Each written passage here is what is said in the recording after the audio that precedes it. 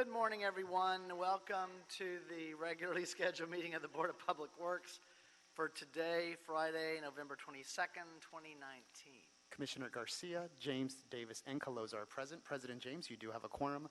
May we start with Bureau introductions, please, starting with Bureau of Street Services. Good morning, Al Bazi, Streets LA. Good morning, Sandy Trun, Bureau of Street Lighting. Good morning, Julie Allen, Bureau of Engineering. Good morning, Fernando Gonzalez, Los Angeles Sanitation and Environment. Good morning, Roosevelt Bagby, Bureau of Contract Administration. Good morning, Ted Jordan, Public Works General Counsel. Fernando Campos, Executive Officer. President James, we did receive one speaker card under general public comment today. We also received speaker cards on items 1 through 5 for today's agenda. Okay.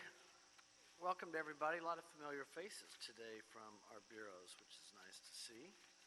Let's go ahead and take care of agenda item number 6, a stop payment notice from Maine Electric Supply Company. They transmitted the stop payment notice in the amount of $28,417.13 for furnishing electric materials and supplies to LA Boring and Electrical, the apparent subcontractor, in connection with the West Side Unit 1 High Voltage Conversion Project. The primary contractor is Servitech Solutions. Is there a second to my motion that we receive agenda item number 6 forthwith? By Commissioners Garcia and Davis. Any objection? Without objection, we will do so. Let's go ahead and take care of general public comment. Mr. Sachs on general public comment.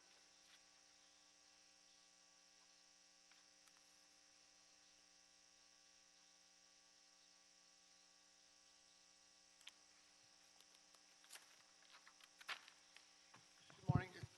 Yes, thank you. Good morning. Arnold Sachs. Today, November 22nd, 2019, this also happens to be the anniversary of the assassination 1963. of President John F. Kennedy in 1963.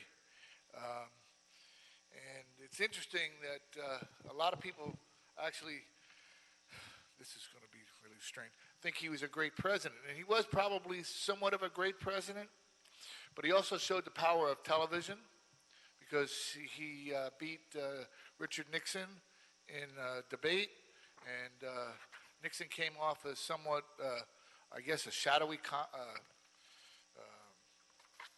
persona.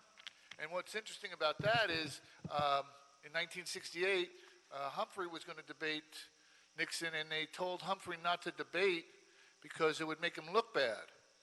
I heard about that on a TV show, I think it was at a PBS special.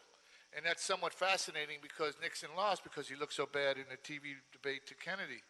But Kennedy was famous for his quote about, ask not what the country can do for you, ask what you can do for the country. And you really should think about that quote. We entered into the space age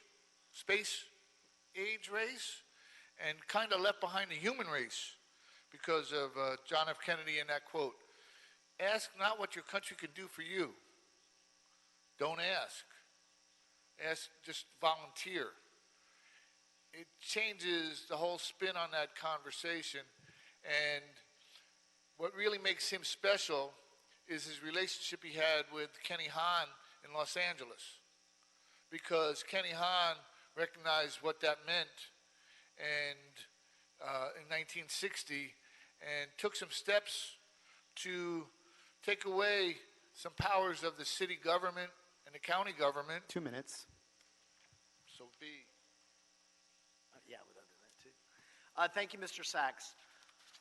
Is our docent here? We have a group. Good morning, sir. Hi, everybody. So, where are you from?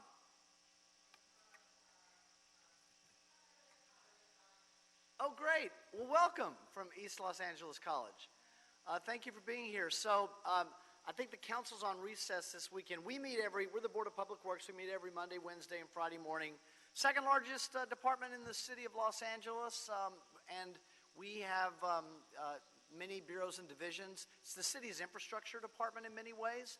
We have LA Sanitation and Environment, which in addition to picking up the trash, which is the obvious self-described part of sanitation, they also serve as the Environmental Protection Agency of the city of Los Angeles and manage our water treatment plants and much of our water policy in the city. We also have our Streets Bureau, Streets LA, Obviously, streets and sidewalks, but they also have our urban forestry division for trees in the public right-of-way and special event division for many of the events, whether it's an entertainment industry event or a sporting event. They issue the permits in the city of Los Angeles. We have engineering, which build kind of everything in the public right-of-way, including one of the largest bridge projects going on right now in the United States with the 6th Street Bridge. Contract administration, pretty self-explanatory with the exception of the fact that they work with small businesses, minority businesses, women-owned businesses, LGBTQ businesses, and partner with the private sector in implementing the city's new minimum wage laws that have gone into effect. And street lighting, which is one of the favorite kind of technology bureaus in the city of Los Angeles, installing EV chargers around the city right now and working with telecommunications company for improved infrastructure internet build-out. And then we have an Office of Film and Television Production. We do 18,000 permits a year in the city of Los Angeles in the public right-of-way for film and television. We have an Office of Petroleum and Natural Gas Administration, and that's just part of what Public Works does. There are 5 of us on the Board of Public Works appointed by the mayor and confirmed by the city council. Anything you all want to add? Commissioner Davis. I want to say that this room is named after Ed Roy Ball, a great leader from East Los Angeles who used to represent that area. So you need to know that this beautiful room is named after one of the leaders who's made a significant impact in this city in general and in East LA in particular. And also, since you mentioned this amazing room, Commissioner Davis, I've neglected to mention something that I mentioned to tourist groups when they come in. Outside of a movie studio, you're in one of the most filmed rooms in the entire city of Los Angeles. Numerous movies and television shows are filmed here. Most recently, Perry Mason's been filmed here. Penny Dreadful's been recently filmed here. The Scandal and How to Get Away with Murder, both filmed here. Veep has been filmed here. And some of the older films, what's the Jack Nicholson, You Can't Handle the Truth. A Few Good Men. Yeah, A Few Good Men. Chinatown. So there's just a rich history with the entertainment industry. So thank you for visiting City Hall today. Let's go on to agenda item number 3, a contract renewal amendment. Number 4, responsible biosolids management. Recommending that the board exercise the 3-year renewal option in amendment number 4 to contract C94375 between the City of Los Angeles and Responsible Biosolids Management for the loading, transporting, and beneficial use of the city's biosolids at Green Acres Farm. All terms and conditions remain in effect. The total contract cost ceiling also remains unchanged, and it's significant, and has been for a long time, of course. It's $179,569,000. Sounds like lottery winnings. Alan Tran. Oh, wait, Mr. Sachs, you have a card in on number 3. Yes, thank you. Good morning again, Arnold Sachs. $179 million, a 3-year renewal. How long is the contract for? When was this contract initiated? And listening to your description of what the Board of Public Works does, do these items get put before the City Council at all? Or they're just agreed by the... We're not allowed to really answer questions. My description was what the Department of Public Works does. Okay, all right. So again, the question would be, just throwing it out there, because I don't remember seeing a lot of these things. I don't remember ever seeing this contract. I mean, I've seen some things for Green Acres Farm. We know what that was named after, the TV show. But I don't remember seeing a lot of these items before City Council. So are they just agreed here? I guess they're just agreed here at Board of Public Works. And if you don't come into the Board of Public Works to ask questions, then you're SOL. And you know what that means. Nevertheless, I always thought that this was done by, this is those solid waste that come from Hyperion, and I always thought that it was done by the trucks from the city bring the solid waste up to Green Acres Farm and spread it around so that they could use it as, I guess, manure for, I don't know, is it food that would be put to the public, or is it food that would go to animals? They don't really say what happens to what's grown on the farms. It would be interesting to find out about that too. Thank you. Thank you, Mr. Sachs. We've had, over the years, numerous presentations on Green Acres, and I just would note for the record that there are transmittals that include the board reports dating back to 1999 regarding this contract. So go ahead, Mr. Tran, and update us on what the latest request is. Good morning, President James, Commissioners, Mr. Ted Jordan, Executive Officer, and Bureau Representative. My name is Alan Tran with the LA Sanitation. We are here today for the Responsible Biosolids Management Amendment Number 4 Renewable Option. We call them RBM. So Hyperion Water Treatment Plant produce about 700 wet ton per day of the Class A biosolid, and about 65% of the total production has been transport and land applied at Green Acre Farm by RBM. Green Acre Farm is the city properties, which was purchased back in 2000. The main purpose of the farm purchasing is for the city has a place to haul the biosolid and for the beneficial use of the city biosolid. On June 9, 2014, the Board of Public Works approved execution of Amendment Number 4, and it will execute on November 15, 2014. The term of agreement was for 5 years with an option to renew 3 years. The scope of work for this contract is loading, transporting, and land application processing of the biosolid at Green Acre Farm. And here are the few main reasons that why we need to exercise the 3-year renewal option. First of all, the city needs to continue the current operation for the biosolid beneficial use in order to comply with the federal and state regulation permit. Second, land application at Green Acre Farm is the lowest option in the city biosolid program. Third, RBM operation has been excellent. They have shown that they are a reliable contractor. Last but not least, additional 3-year renewal will provide the city time to complete the request for proposal selection process to get a new contract in place by November 2022. So therefore, we are here to request an approval from the board to exercise the 3-year renewal option contained in the Amendment Number 4. The scope of work and the ceiling cost of the project will remain the same. With 3-year renewal option, Amendment Number 4 will extend to November 14, 2022. Regarding the MBE, WBE, and OBE subcontractor, as of now, we achieve about 16.2% WBE, 0.19% MBE, and 29.8% OBE.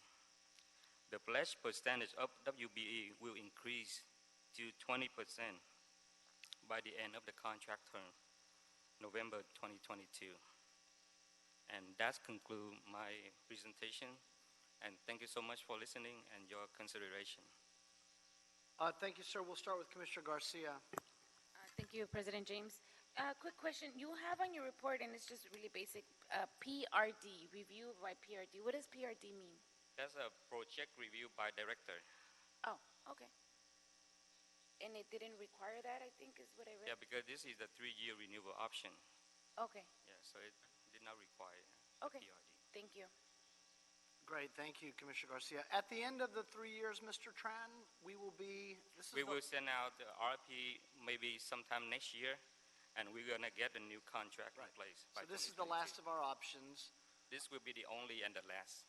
Okay, and that RFP, given the importance of these services, that you all are starting that forthwith, correct? Yes. Okay, because it'll take time, and you got 3 years on this option, so, Yes, sir. all right. Anything else? I'll make a motion that we adopt agenda item number 3, seconded by Commissioners Davis and Garcia. Any objection? Without objection, we'll adopt agenda item number 3. Thank you, sir. And is it forthwith? Yes, any issue sending it forthwith? We'll send it forthwith. Thank Thank you you, so sir. much. Have a great day. Yeah, got it. Let's go to, I think it's number 2, our tree item this morning. Is it? It's after 10:15. Tree removal, Streets LA, Council Districts 4, 8, 13, 14, 15, bid package 46, citywide sidewalk repair program, reconstruction of off-grade public sidewalks, recommending that the board first find that the tree removal classifies as operation, repair, maintenance, or minor alteration of existing street, sidewalk, and gutter involving negligible or no expansion of use beyond that previously existing. By the way, did I close general public comment after we had Mr. Sachs? Yes, you did. Oh, thank you. And does not involve removal of a scenic resource. Secondly, that the action is exempt under Article 3, Section 1, Class 1, Category 3, existing facilities, sidewalk repair, or maintenance of the City of Los Angeles, California Environmental Quality Act guidelines from 2002. And 3, that none of the exceptions to the use of a categorical exemption as set forth in Section 15300.2 of the state CEQA guidelines apply.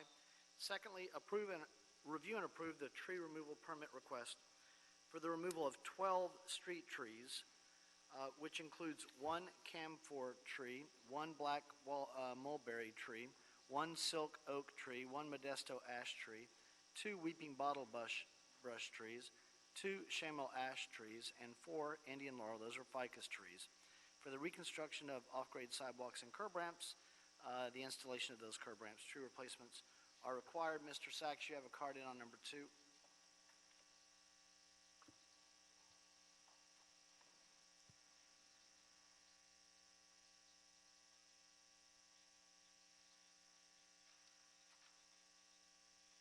Yes, thank you again, Arnold Sachs. Been a little bit under the weather. Couple of things here. So the City of Los Angeles, California Environmental Quality Act guidelines from 2002, it's 2019. Do we think that there should be an update to those Environmental Quality Act guidelines? The same can be said for the state CEQA guidelines. And I believe that these are ramps for wheelchair accessibility so that the sidewalks become ADA compliant, which is a good thing, but you wonder why it's taken so long for the city to get involved in doing this, meeting the ADA compliant rules. And, you know, there's a lot of people that go around masquerading as ADA people, and they go into small businesses and they claim, oh, this doorway is too narrow, and this is too this, and this is too that, and they file lawsuits, and then the people have to settle out of court, and they make $2,000, $3,000, $4,000 on a gig.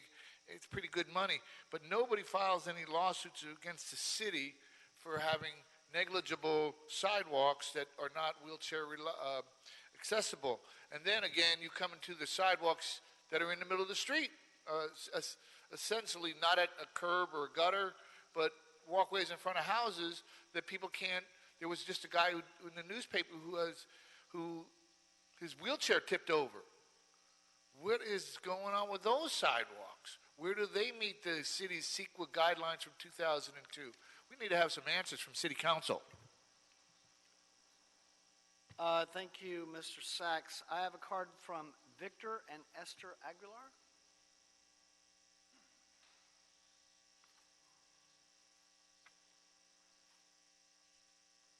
Yes, thank you. Victor Aguilar is the name. All the items you mentioned, the tree removal bid package, 46 city sidewalk repair program, reconstruction of off-grade public sidewalks. As the current resident of one of these streets in question, we're both, well, me and Esther are in complete agreement with the proposals you made, and we hope you're able to complete them in a timely manner as best you can.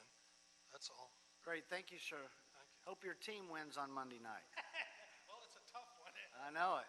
I intend on being there, though. With that, Mr. Banuelos on bid package 46 for sidewalks. Yeah, good morning, President James, Commissioners, Bill Representatives, City Attorney Dr. Campos, Hector Banibelos with the Streets LA Urban Forestry Division. We have before us is a request to remove 12 street trees for the Bureau of Engineering Sidewalk Repair Program. That's the citywide package number 46 in Council Districts 4, 8, 13, 14, and 15. The Bureau of Engineering is, this was kind of a package deal. It's one project, so therefore we included several locations on this request and several districts. There are 12 trees that are identified for removal, but approximately about 105 trees that are within all the project sites identified in this package.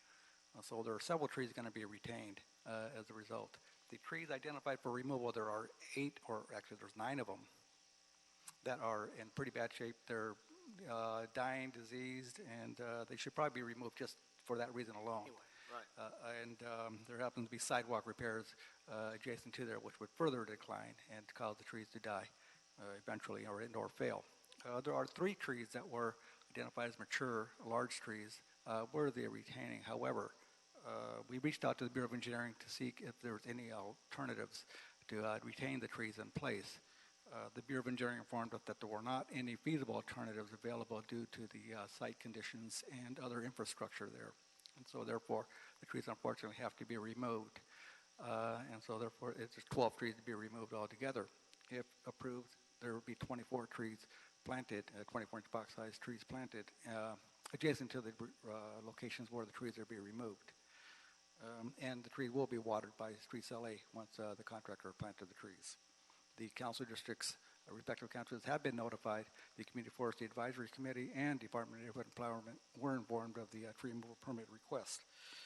The project was determined as a categorically exempt under the guidelines of the California Environmental Quality Act. Therefore, we request that the board approve the request for removal of the 12 trees. Thank you, Mr. Banuelos. So, regarding the, let me put an exclamation point on the replacement trees. We are able, in the adjacent areas, to provide, we don't have any protected trees here that are being removed, correct? That's correct. Okay. So we've got 2-to-1 replacements for the trees that are coming out. And the replacement trees in those vicinities, we are able to put in at the 2-to-1 ratio for the ones that are being removed? Yes, that's correct. Okay. Thank you. Don't have any other questions. Anybody else? All right. This is work being done all over the city, so happy to see it. I'll make a motion that we adopt agenda item number 2, seconded by Commissioners Davis and Garcia. By the way, Mr. Banuelos, thank you to the continued work of our engineering bureau, along with the Bureau of Street Services, on retaining as many trees as possible in connection with necessary tree removals related to the sidewalk repair program. You're welcome. Any objection to agenda item number 2? Without objection, we'll adopt agenda item number 2. Any issue sending it forthwith? We'll send number 2 forthwith. Thank you, sir. Have a nice weekend. Agenda item number 5 is an authority for expenditure for Loyola Marymount University. Council District 11, Engineering and the Office of Accounting are requesting board approval. Thank you, Mr. and Ms. Aguilar, for coming to City Hall. Engineering and the Office of Accounting are requesting board approval and execution of an authority for expenditure in the amount of $35,748 to encumber funds for payment of registration fees for up to 14 city employees to attend LMU's Fall 2019 Environmental Science Certificate Program at Loyola Marymount University in Los Angeles beginning August 26th, 2019. It's going on now through December 18th, 2019. Mr. Sachs, you have a card in on number 5.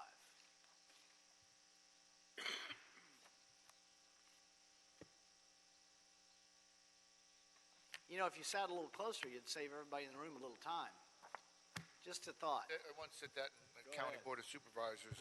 If I can hold up the services of the government, I'd be more than happy to sit a mile away. That being said, you know, I worked for the Crown Plaza, and they offered courses as a benefit for you to take. You could go to school and take courses, and they'd reimburse you for those courses. What's great about this, and I appreciate the fact that they're doing this, that they're paying for the funds up front, is that when the city employees finish the courses, then they can come back to the city and say, you know what, we're certified, we need a pay raise. That's the oxymoron that occurs here. I don't have a problem with people increasing their knowledge, and I don't have a problem with people getting paid more, but I have a real problem where you pay to make some improvements and somebody turns around and takes advantage of that improvement to make more money where they wouldn't have done it if it hadn't been offered in the first place. That's a real, I don't know, that's a real situation to be put in, a real sticky wicket. So I'd appreciate that somehow this program be turned around a little bit, because if it's open to just, is it open to all employees or just particular employees? And if every employee, because it's a big cottage industry in California. You go to school for like 3-4 months, you get a certificate, you go back to work and say, hey, I got a certificate, I need more money. But some of the schools aren't even accredited to offer the courses that people come back and say, I need a certificate for. It's a really strange way to run a business and a state. I don't know. Thank you, Mr. Sachs. On number 5, Mr. Kopp, welcome back, sir. Good morning. David Cobb, Environmental Engineering Division. So this request is to continue funding for an ongoing partnership between LMU and Bureau of Engineering for this certificate program. And this has been ongoing since about 2017. It offers continuing education and industry standard, especially in engineering, to offer continued education through your employer.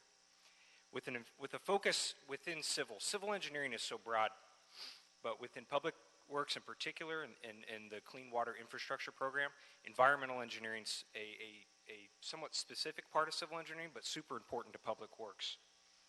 And so within environmental engineering itself are things like water resources, wastewater treatment, sustainability, and now you're seeing courses in things such as climate change, sustainability, very, very important aspects to keep the civil engineering discipline within public works relevant within the industry. So the previous class graduated in December 2018. It was about half a dozen students, as I understand it. The current class is for 11 students, but the certificate course, or the class that's ongoing right now, is 11 of a total of I think it's about 15 students. And some of those are students within LMU's master's degree program itself, not so much city employees, but there are a couple students that are from other city departments, otherwise funded through their departments respectively, to complete the certificate program. If I could briefly describe this certificate program, it's 9 semester units. These could be directly applied to a master's degree, so that puts you about a third of the way through for a 30-unit program. We've gotten some positive feedback from the students. I myself have experienced those that have worked in the division I work in, that have applied that knowledge to their projects and have created all the more higher quality and excellent project delivery therein. Many of the first group have gone to promote, so we are seeing some direct value in these expenditures to continue education. And the total amount of the authority for expenditure is about $35,748. This is for 9 units for up to 14 students. If you did the math, the dollar per unit expenditure is considerably less than the average master's degree student paying tuition at the university. So we are partnering.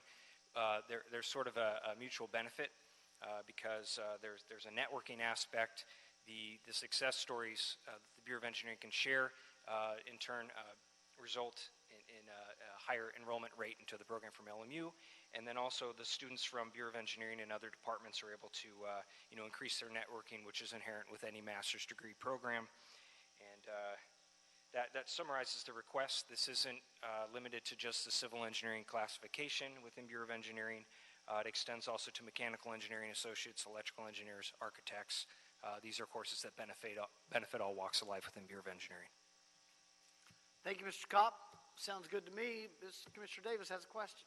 Yeah, I wanted to first of all say I think it's important for all of our bureaus to develop a relationship and to collaborate with our academic institutions in the county because they help us to further the awareness level for our professionals to be up to date, as you have suggested in your comments.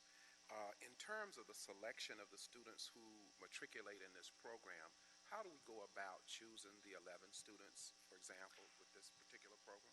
So there's essentially you apply through Bureau of Engineering, and as long as you meet the minimum requirements as a master's degree student, you have your bachelor's degree, which is already a requirement to be, in the case civil engineering, electrical engineering associate, you can certainly enroll in the program. Obviously, the amount to be enrolled is somewhat constrained with the funding that's approved. So in this case, I think we have the authority of up to 14 students, as originally processed a few months back in August.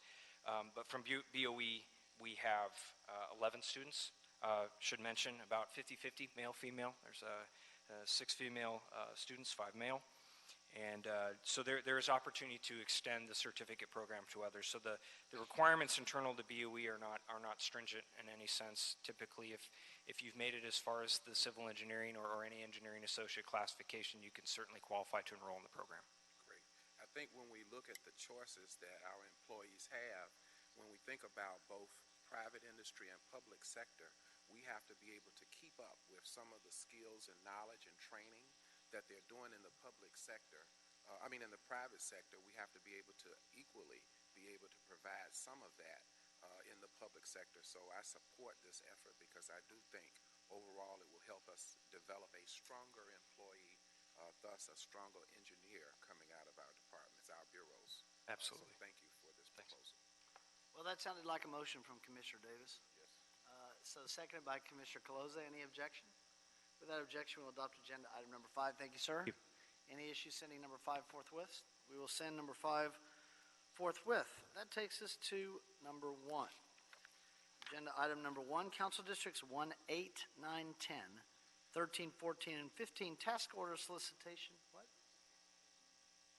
Oh, you're waving off? Okay, thank you. Number one, task order solicitation number 53. Pre-qualified on-call consultants list for DEA. Authorize the city engineer to issue the task to DEA. Mr. Chen will remind us what that stands for. Design. Let's see what that is. Well, I know it's not the Drug Enforcement Administration. We're not entering into a contract with that DEA. That's why Mr. Chen will clear that up.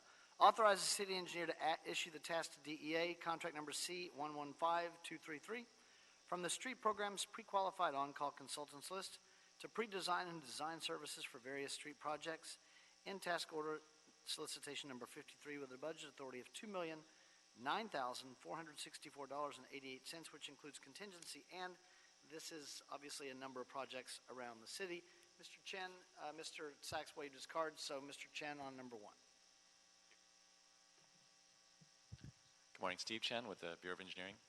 And as we mentioned, this is a request to award task order solicitation to DEA, which stands for David Evans and Associates. Thank you. Yeah, so, and basically what this is for, we have 8 projects with various funding sources.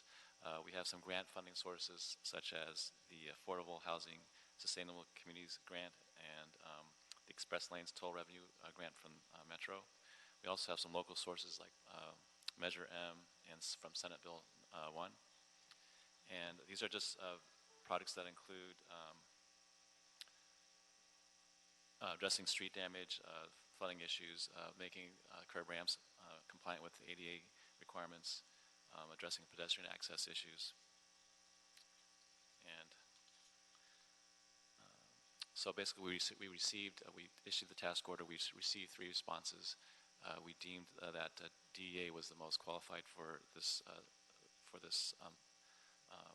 scope of work, and they have committed to provide a outreach of 20% WBE and 2% DB participation, and the requirements were only 12 and 2, so they've exceeded that.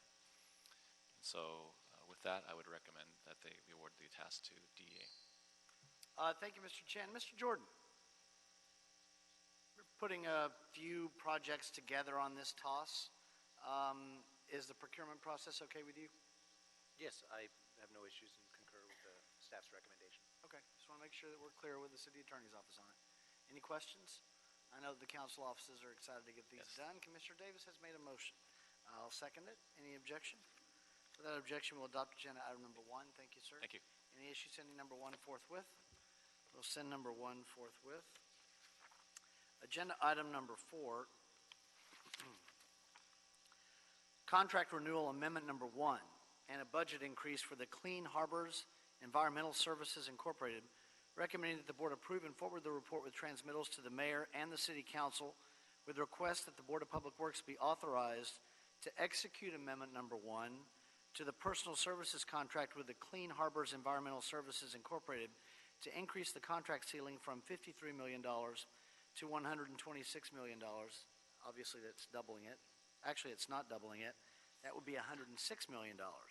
So it is more than doubling it. And to approve the second 3-year renewal option to extend the contract period to November 1, 2023. Upon the mayor's and council's authorization, myself or 2 members of the board will execute the contract and return the executed contract to sanitation for further processing.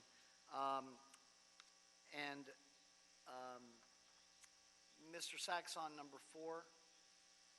Ms. Reyes will explain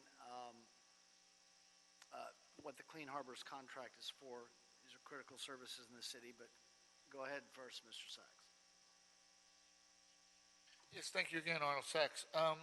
Yeah, so I'm kind of wondering, with these expenses for these contracts, why there isn't any request for proposals ongoing. This first contract was for 3 years. It's about $18 million a year, and now it's gone up by $73 million to the same people. It's $24 million per year. No request for proposals while these contracts are in standing. I mean, in sports, you hear about players always breaking a contract. You know, I signed a 5-year contract, but I didn't get paid enough, so I'm going to break my contract and not show up. Isn't the same kind of like ability of the city beholden to keep these contracts in effect and not look for a better outcome for the public? You know, if you don't ask questions by the public, you don't know what's going on with the city. I like to ask those questions. Thank you. Thank you, Mr. Sachs. Ms. Reyes. Of course, I don't think athletes are necessarily responsible for hazardous waste cleanup, but go ahead. Okay, good morning, President James, Commissioners, Board Representatives, City Attorney, and Executive Officer. My name is Marcia Reyes with Alley Sanitation and Environment. Today I'm here to request the Board's approval to increase the contract ceiling and to exercise the second renewal option with a contract with Clean Harbors Environmental Services. As way of background, this contract was initially executed in 2012 for a 5-year period with a 3-year renewal option for the management, for the removal and disposal of household hazardous waste from our safe centers, mobile collection events, and from our storm drains and waterways. So, Ms. Reyes, this is the last renewal option pursuant to the contract? That's correct. Okay, go ahead. This contract is also utilized for as-needed emergency response to sewage spills and oil spills. And so in 2017, we did exercise the first extension that takes us for 3 additional years to 2020. And at that time, we did not request any additional funding. However, since then, in the last couple of years, we've had to augment and increase our utilization of this contract. Partly is due to the fact that we've had to add services for our livability program, such as the cleanups that we do in our homeless encampments. So in the last couple of years, we have had to utilize this contract more than we anticipated when we executed the contract. We therefore have reached our contract ceiling sooner than we anticipated. When we executed it, we thought that this would take us through 2023, but now we've reached our contract ceiling. So with that in mind, we wanted to come here before the board and request your approval to not only execute the second extension of the contract, but also to increase the ceiling from $53 million to $126 million. I also wanted to add that our goal should the board approve this report today. Our goal is to go ahead and have this approved by City Council as well before they go on recess next month. If that were not to happen, we also wanted to have a mechanism in place so that we can continue to request services from Clean Harbors. So we have prepared AEs, Authority for Expenditures, for $2 million. Our hope was to have both of these items before you today. We were not able to have the Authority for Expenditures ready in time. So that should be coming before your board, I believe, fairly soon. But when that does come, the idea is to have only to use one and not both. So it's either the extension here and the contract ceiling increase, or the AE until council approves the report. Thank you for the explanation, Ms. Reyes. Obviously, these are critical services that are being provided that relate to public health and safety and quality of life issues. Just a couple of questions, and I understand the process that you've described for avoiding an interruption in service given the various calendars of the policymakers that sanitation needs to work with. So one way or the other, we'll find a way to manage that at the Board of Public Works until you're clear at the City Council. Sure. But a couple of questions. Regarding the added scope and services, you referenced the work around the homeless encampment cleanups that sanitation has been tasked with and was responsible for. Is that the primary reason for the needed increase in the ceiling, number one? Okay. And then number two, how was the calculation on the amount of the needed increase, how was that accomplished? So as far as your first question, the cleanups for homeless encampments in our livability program is only a part of the reason that we've had to increase our services. One of the other things, for example, is with the current market that we have in recycling, some of our disposal costs have also gone up. So that's also been a factor in the reaching the contract ceiling sooner that we anticipate. As far as the expenditures or more on the operations for the livability program, if you permit me, I have staff here that can address the operations for livability. Good morning, sir. Good morning. Howard Wong, LA Sanitation Chief Environmental Compliance Inspector. For some stats regarding our cleanup and rapid engagement teams, our Care and Care Plus teams that just started in October 2019, we increased our teams from a 20-team deployment to a 30-team deployment. That includes not only LA Sanitation staff, but as well as Clean Harbors employees. Some stats here for October, we visited over 1,700 locations in the month of October and cleaned up over 1,600 tons of solid waste from our public right-of-ways, which includes homeless encampment cleanups. Typically, what type of waste what we find in these encampments are biological hazardous waste, which includes human waste, urine, biological syringes, things of that nature, as well as household hazardous waste, which most commonly what we find out there are like aerosol containers, which are flammable aerosols, flammable gases, combustible liquids such as your cooking oils, things of that nature. These types of waste are what we consider hazardous, or it cannot be disposed of through the normal landfill, or it cannot be segregated and disposed of through our landfill. This is where we have our contractor, Clean Harbors, come in, and they play a mission-critical role as far as manifesting the waste and disposing of waste, which are conducted and approved by our environmental compliance inspectors out in the field, which keep metrics of each waste generated per location. Okay. Thank you, sir. We appreciate the explanation. Thank you. And then, Ms. Reyes, just the method of the calculation or the basis for how we got to, I recognize that you may not spend that amount, but just how did the team ballpark it? John, we have different people handling different areas. It's a big contract. Good morning. Good morning. President James and the city officers. Our estimation to 160 $126 million based on the current last 3 years expenditure. And we add 3% CPI adjustment and 3% increase on the expenses. And that's all the rest of sanitation. I mean, the solid resources side, which is consists of safe centers, mobile collection event, and so on.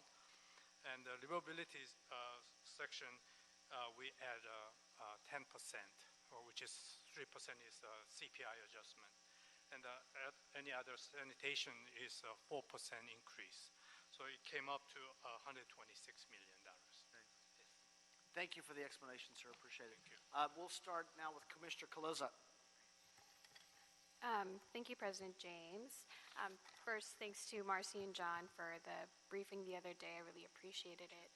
I think there's just a few things I thought that might be helpful just to share for the record, and I know that Lisa Mowry on your team also sent me some additional information on some of the follow-up questions that I had. But first, is Clean Harbors or a representative in the audience today? Yes, they're actually here today. Okay. Can you talk to us, Marcy, a little bit about some of their pledged and achieved numbers? I know we had a discussion about it the other day, and I just had a few follow-up questions, and maybe someone from Clean Harbors can answer them. Sure. So when the contract was awarded back in 2012, there was a total pledge of about a little bit over 10% total between MBE, WB, and OBE.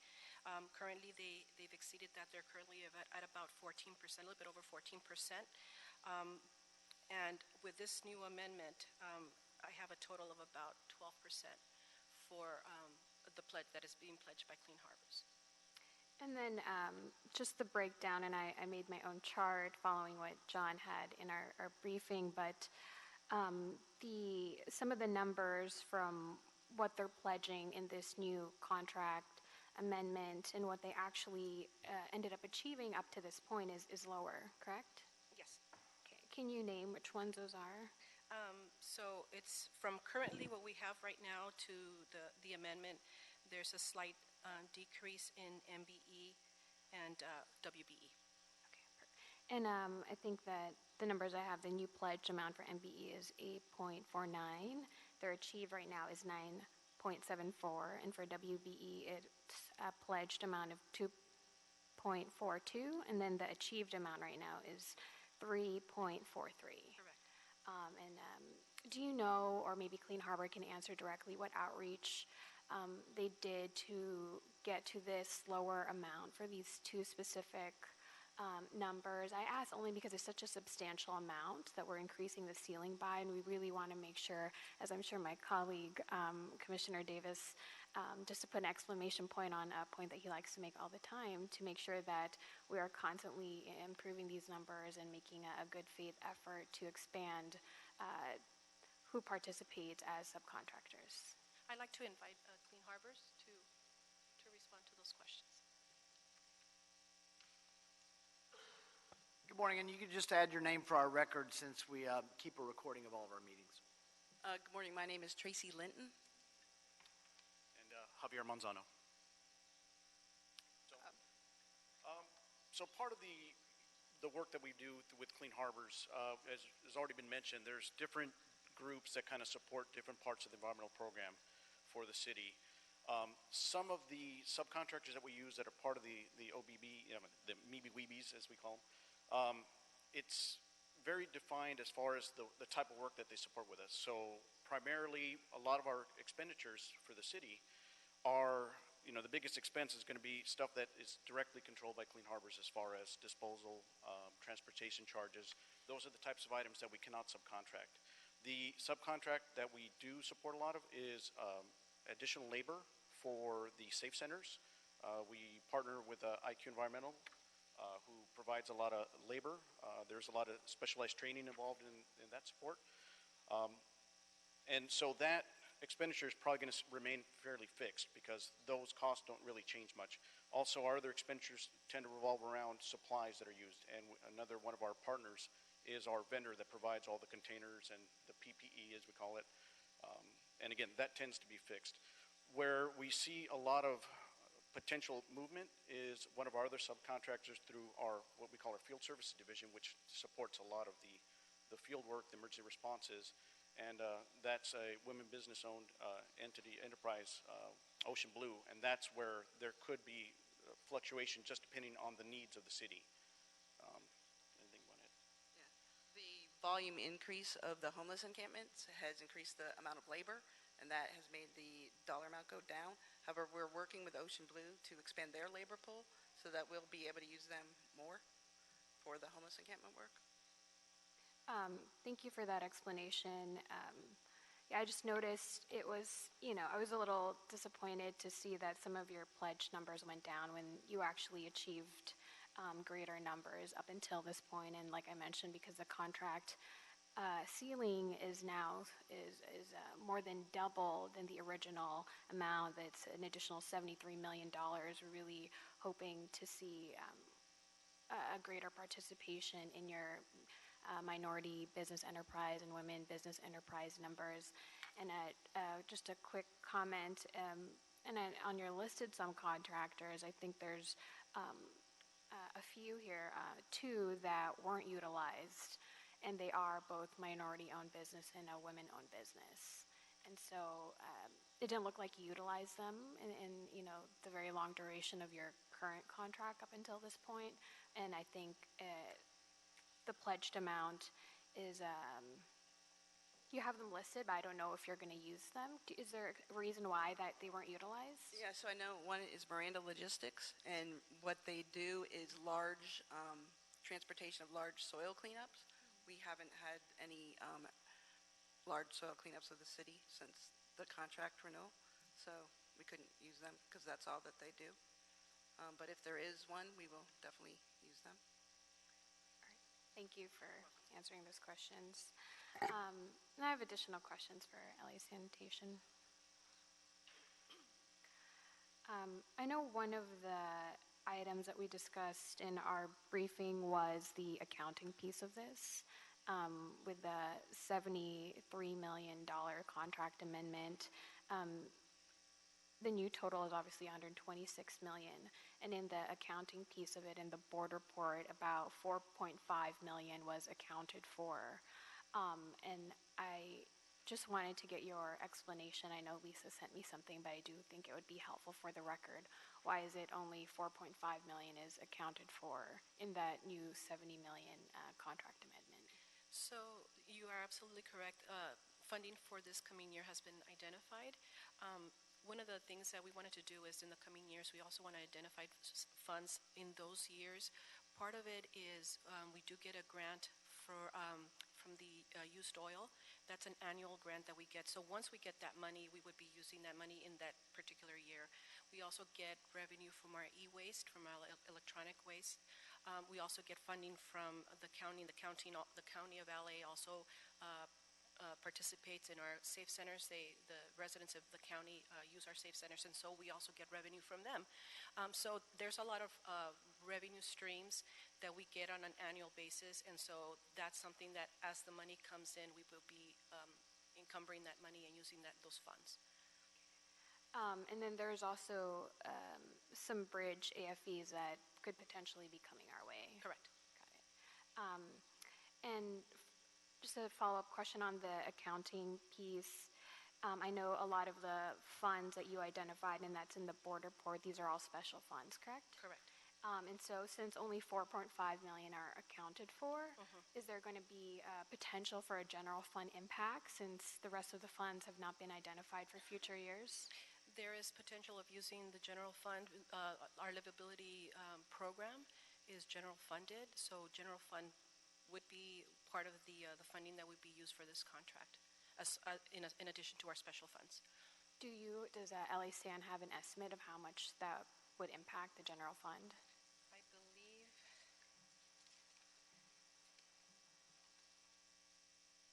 believe for the general fund, for the remainder of the contract, it would be close to $35 million. $35 million? Okay, thank you. That was really helpful, and I did finish reading the rest of the transmittal as part of your report, and I did just want to note that there is like a price list, right, that you guys have outlined in the transmittals about how much everything costs Right. To haul away certain items. Correct. Okay, thank you. You're welcome. Thank you. Anything further? Yeah, I just wanted Commissioner to ask Davis. So basically, the funding for this particular project is from special funds, is that correct? And Part of then it is, yes, part of it is special funds, part of it would be general funded. Okay, no federal dollars in these. I'm sorry? I say no federal dollars in this project. No. Okay, and then in terms of our commitment, obviously, through the review that Commissioner Carloza has given to this particular motion, it was revealed that we've not really achieved the MBE and WBE that we anticipated in our pledge. And what kind of effort are we going to engage in terms of our communication with the prime contractor about what our value is as it relates to MBE and WBEs? Are we going to have a conversation about this? Absolutely. My goal is to go ahead and, I've just come into to this contract, so I just come into this role. But my goal is to sit down and have a conversation with Clean Harbors and see how we can achieve and maybe increase the participation that was pledged. Right. And I don't anticipate any resistance from Clean Harbors, given the fact that we are increasing, and rightfully so, because when we look at the problem in terms of what it means to our city to put our hands around it, there is a need for more resources. But like we recognize and we have come to this board because there's a need for more resources, we need to equally understand and embrace that there is also a need for more diversity with the same amount of passion that we recognize the former, that these resources need to be done for us to complete this job, and so that your conversation with them about when we do this increase to the extent humanly possible, when we are able to do what we say we're going to do, that it makes it an even more excellent project. So thank you for that. Thank you, Commissioner Davis. Could I just, I may have misunderstood the communication between Commissioner Caloza and our representatives from Clean Harbors on that topic. I'm going to summarize what my understanding is, and then we'll see if I missed it. I thought from the initial conversation that for the first chapter of the contract, Clean Harbors had met the MBE and WBE numbers that they had pledged for round one. Am I right or wrong about that? And that the fall off is in what's pledged for round two. That's correct. They actually have exceeded from the execution of the contract to this date. They have exceeded. It exceeded it. Okay, because I felt like there was some confusion in the record in a statement that, well, they had not achieved their goals at this point. So they have at this point. It's chapter 2 that has been that's the concern. That's correct. Got it. The pledge. Okay. Well, I would only add to this. They exceeded it in chapter 1. Maybe they can do that in chapter 2 as well, and they have a pretty good track record of doing so far. That's our goal. All right. Yeah. Commissioner Close. Okay. One last question for me, but can you talk a little bit about the RFP process, because this is the last contract renewal, right? So that's going to be the next step in this that sanitation's going to be working on? Right. We're going to start working on the RFP now for 2023 when this expires, but as far as the process, I'll have John kind of explain that and go through that for you. Good morning again. Yes, new RFP is being developed at this moment, and we will be ready by 2023. Ready by when, sorry? I beg pardon? Oh, I didn't hear you. Ready by when? The new contract will be ready. New contract will be ready for executed in 2023 November. November, okay. Well, your question is the RFP process. Yeah. Can you walk us a little bit through that? Yes, RFP is being developed at this time. It's still ongoing process, so there is still on process. I can't describe too much because there's so many out there. One of them is the subcontractor selection. You can't get into too much detail of the RP process because of the competitive nature of it. Yes. Go ahead. But you can talk about various goals and dates and things. Yes. Maybe not goals, but dates. By end of, hopefully, let me take it back. Spring next year, we are able to request the board to authorize advertisement for the new RFP. And then from by end of 2020, December probably, we maybe have to get the selection of future contractors. Okay. I'll just follow up with you offline if I have additional questions. Okay. Thank you. All right, thank you. I hope I answered all your questions. Thank you. Thank you, Commissioner Caloza. Commissioner Garcia? I just actually want to give a recognition to the team of Clean Harbors, but also the sanitation team on doing such great job in making sure our encampments. But I also want to say that I think part of it, and I asked you this during the briefing, part of the increase is because of the good outreach you guys all have been doing. And the fact that the safe centers are open, people can drop off things, and there's been an amazing outreach all over the city, and people know about this. So part of it also is the increase on that. So kudos to all of you who are in the outreach team to making sure that our city residents know where to dispose of things that are hazardous, and kudos to you guys because you guys leave it open for folks to just come in and do that without any hesitation. So congratulations to all of you because this is an enormous undertaking, and to you too, congratulations on your new role, Marcy. Thank you. Thank you, Commissioner. Thank you. And Ms. Reyes, I would add on top of that, just let's talk about the hearing this morning. The preparation for this hearing to enable us to ask whatever we need. You brought the right folks to answer the right questions with the right explanations that made for a complete hearing, so we don't have to, have follow-up stuff. And this was a big contract with a lot of moving parts, and from having the contractor here to the appropriate staff here, you enabled us to get through it this morning. We appreciate it. Thank you all. All right. Thank you. So with that, I'll make a motion that we adopt agenda item number 4, seconded by Commissioners Garcia and Davis. Any objection?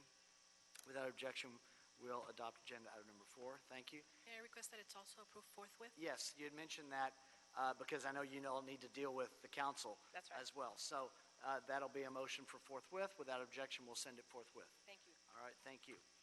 Good luck on that. And if you need to come back for authorities for expenditure, Dr. Campos, if they need to do that to continue service, we can put that on a special if we have to. All right, thank you. That takes us, we've cleared the voting items other than our meeting minutes, correct? That is correct. Okay, so I'll make a motion that we approve our meeting minutes from Friday, November 15th, 2019. Seconded by Commissioners Davis and Garcia. Any objection? Without objection, those meeting minutes will be approved. Let's go to our oral reports, and let's go ahead and take number 7, status update on major upcoming street improvement projects. Mr. Sachs on number 7.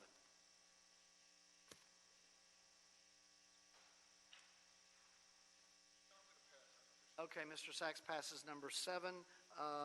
We've got Mr. Cristales. Welcome back, sir. Good morning, President James, Commissioners, Bureau Representatives, City Attorney, and Executive Officer. My name is Tobias Cristales. I'm with Superintendent of Streets LA. In order to keep the public informed in the upcoming resurfacing projects to minimize the impact on the community as well as the delays on the commuters, Streets LA would like to provide you with an update of the major upcoming streets improvement projects. The following projects are scheduled as follow. In the metro region, tomorrow, Saturday, November 23rd, and Sunday, November 24th, from 6 a.m. to 6 p.m., we will cold mill and pave Venice Boulevard from Malvern Avenue / Cortland Avenue to Vermont. The funds will be Complete Streets Program and CD1 and the South Los Angeles Neighborhood Council. Saturday, November 30th, 2019, and Sunday, December 1st, there would be no work since we have our Thanksgiving holiday.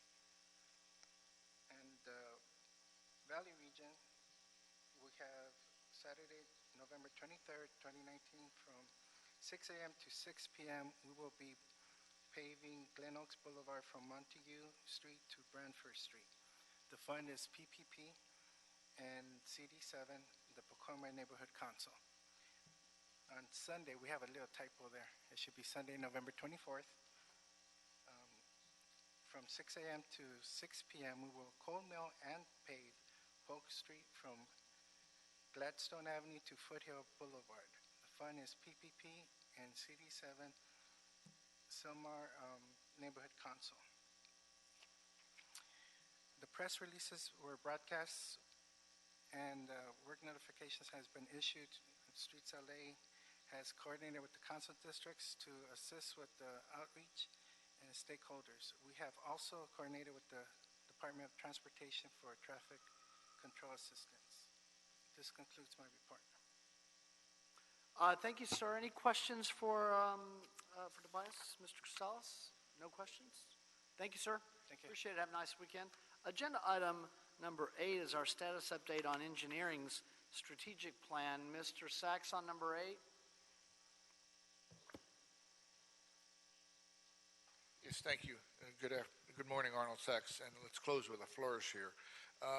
So I believe you mentioned something about some of the projects the engineering is involved, Bureau of Engineering is involved in. And I know a couple of weeks ago I got everybody upset, a lot of people upset with the wildfires because utilities were going to shut down and then there would be no electricity to pump water to the outlying communities. So the city has created a micro trenching program. Has Bureau of Engineering decided that micro trenching would help to get utilities to the outlying communities to maintain the water integrity to the hydrants? And then we heard about global warming and water environment. How about a water line infrastructure repair? Have the Bureau of Engineering come up with a strategic plan to repair water line infrastructure within the city so that we don't always have to keep getting water from outlying areas and the water that's wasted through leakage is actually captured? And then finally, you mentioned something about hazardous waste disposal, which is really good, but do we have a plan to dispose of the hazardous waste disposal that's collected from these hazardous waste disposal sites? Do they go to landfills? And we know that a lot of stuff that has been hazardous waste has been sent to outlying countries to dispose of. I guess it's the out of sight, out of mind thing. But countries are finding out we don't want to do that anymore. We don't want to take American trash so that they're green and we're dirty. That doesn't seem to be working anymore. You know, the globe is shrinking. With the advent of computers and with the advent of you can go anywhere and anytime in real time and be in another country, just pick up your phone and dial. So people are more aware of what's happening. What is the situation? Do we need to have a Bureau of Engineering strategic plan where the public gets involved and we have some real concrete ideas on what's going on with greenhouse gases in America? Thank you, Mr. Sachs. Mr. Shu, exciting day for the Board in Engineering. We have your strategic plan right here. Yeah. Good morning. I'm Larry Shu, Bureau of Engineering Metro Transit Division, and I'm... Nice photos. Yeah. Commissioner Davis and Commissioner Garcia will like the picture of the Coliseum next to the Lucas Museum. I'll continue to search and see if my photo might be in here, but go ahead.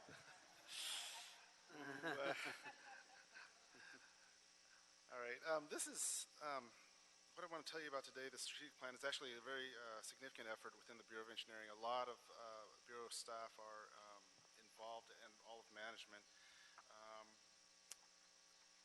The plan was developed, really to align, 1,000 employees of Bureau of Engineering with the city priorities, how we do it, and basically how we design, build, and permit, public infrastructure. Plan, this effort was started in the summer of 2018, and we published this in April of 2019.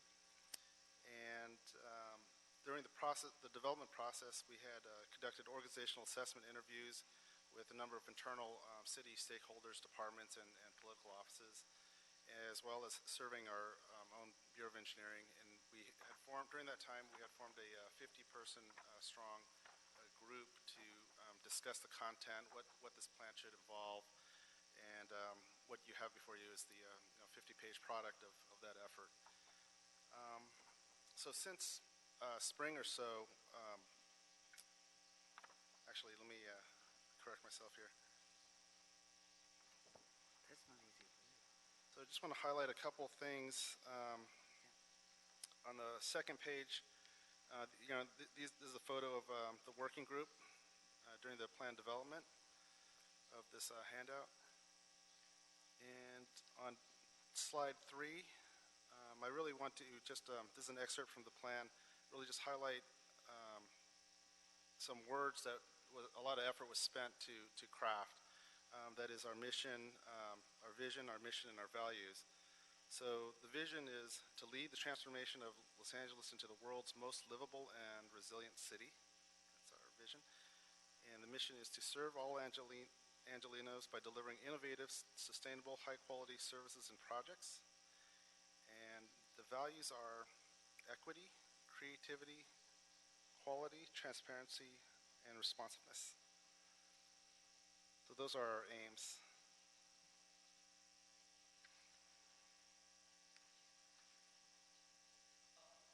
Larry, if I might interrupt you for a minute. To me, one of the most gripping and interesting photos is well, now I'm losing the word, but the rendering of the Civic Center and what the Civic Center will look like on page 18. You get a real sense of what's coming with these 1, 2, 3, 4, 5 potentially new spectacular buildings. Yeah, it really changes the Civic Center profile. And open space as well, but go ahead. Okay. Where was I? All right. Sorry, I interrupted you. And values. I threw you off. Thank you. And values. So, right, there's a lot of pictures. We really wanted the plan to be kind of a calling card and describe what we do and highlight some of the exciting work that we do in BOE. But getting back to the actual strategic plan itself, the real meat of this plan are the actions, the 45 actions that we've identified. That's on page 35 or so of the plan, starting on page 35. And these are the 45 discrete actions that we were going to carry out in the next 3 years, and we identify which year we're going to carry them out, and starting in 2019, 2020, and 2021. So we're reaching the end of 2019 currently. In spring, we had invited staff to volunteer to choose their first and second choice of which actions they want to participate in. And so there are 15 teams of 8 staff that are carrying out these actions. And it's been a very good experience. There's these folks that form these teams are at different experience levels. They work in different parts of BOE. Sometimes these teams, without this process, they wouldn't have an opportunity to talk or work with managers or staff of other groups. And so it's brought I feel the whole bureau a lot closer. And interesting, some of our new staff that know about the plan, they ask how they can participate. These are staff that are just joined BOE, and of course we haven't formed the teams for 2020 yet, so that sign up is coming up, so they'll have a chance to join the teams. On page slide 5, I have a dashboard here of a bunch of, you'll see 9 circles.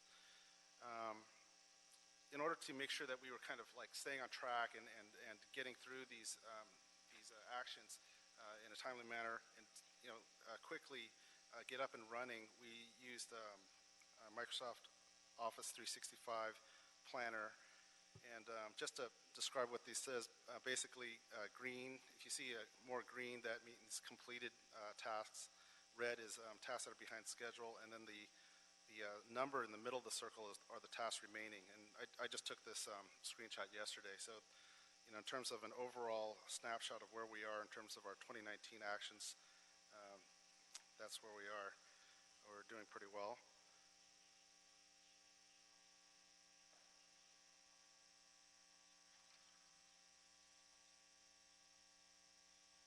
And finally, so for the past, 7, 9 months or so, these teams have been kind of working in isolation. So about a month ago, October 10th, we had a summit at the Gracie Simmons Lodge and brought all the teams together. It was really the first meeting of all the teams, and it was a good opportunity for everybody to see, the in-progress work product of what they'd been working on for the past 7 months, and also to discuss issues that kind of overlap some of the actions. And I want to thank Commissioner Cloza for joining us during that session.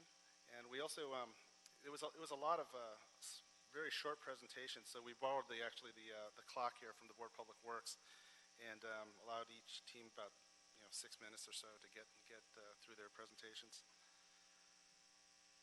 And with that really concludes my report. Any questions?